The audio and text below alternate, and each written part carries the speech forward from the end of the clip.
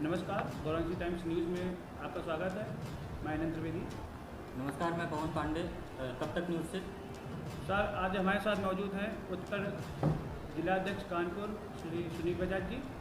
Sir, मैं आपसे ये पूछना चाहता हूँ, जैसे मुख्यमंत्री जी ने बजट पास किया, उस पर आप क्या कहेंगे?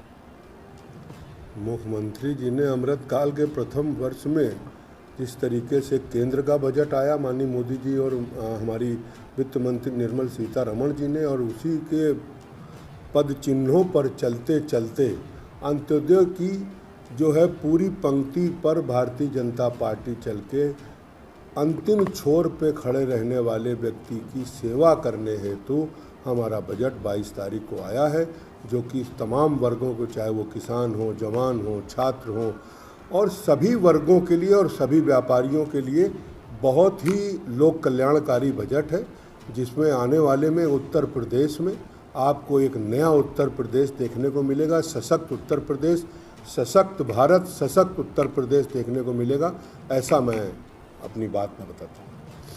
सर, जैसे ये सरल ऐप मोदी जी ने लॉन्च किया है, इसका लेके क्या अभिप्राय है? देखिए, इस समय भारत पूरा डिजिटलाइजेशन के रूप में जा रहा है।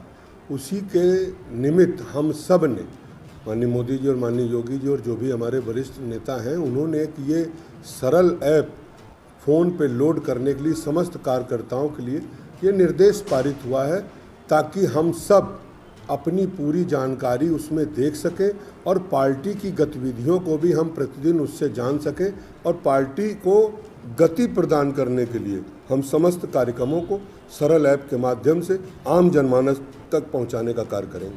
अध्यक्ष जी, जो वार्ड के जो नगर निकाय चुनाव आ रहे हैं, ये कब से होने हैं?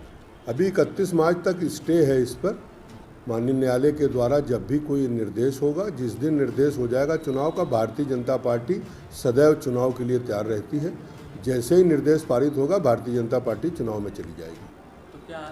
क्या रणनीति है, क्या तैयारी है बाकी? रणनीति बताने के लिए नहीं होती है, रणनीति करने के लिए होती है। भारतीय जनता पार्टी एक राजनीतिक दल है और आम जनमानस की सेवा के माध्यम से आज वो इतनी ऊंचाई पर है, और इसलिए है कि उसको रणनीतियों को बताया नहीं जाता है।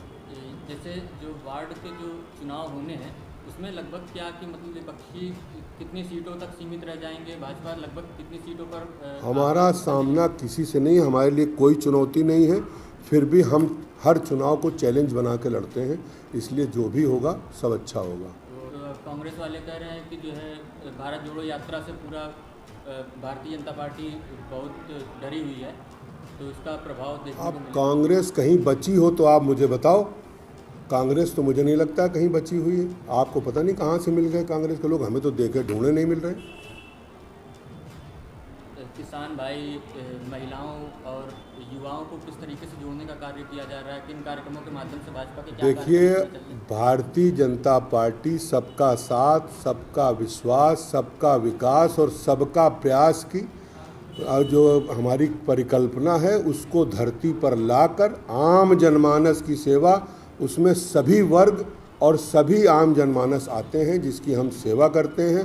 भारतीय जनता पार्टी सदैव से सत्ता का उपयोग अपने वैभव के लिए नहीं करती, आम जनमानस की सेवा के लिए करती है। जैसे स्वामी प्रसाद मौर्य जो है एक जाति विशेष को अलग करने हेतु प्रयास कर रहे हैं, जैसे भाजपा सबको एक, जैसे आप बता रहे हैं कि सबको एक करके चल रही है भाजपा, तो वो कहीं ना कहीं से एक समुदाय विशेष या एक जाति विशेष को काटने का प्रयास कर रहे हैं। देखिए, ये समाजवादी पार्टी नहीं, ये समाप्त होती हुई पार्टी है और पूर्णतः समाप्ति की ओर है, और निश्चित तौर पर इनका जो अपना जिस कलर का ये चश्मा लगाते हैं, इनको पूरी दुनिया वैसी दिखती है।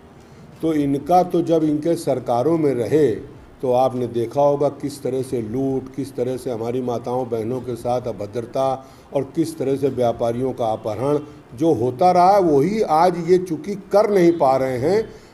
योगी जी के आने के उपरांत जिस तरह से गुंडा, बदमाश और माफिया अपने दरबों के अंदर घुस गए हैं, तो उनके ये जो पक्षधरता हैं, जिनके प्रोटेक्शन से ये लोग चलते थे, वो लोग सिर्फ इसीलिए परेशान है कि उनका राजकाज छिन गया है।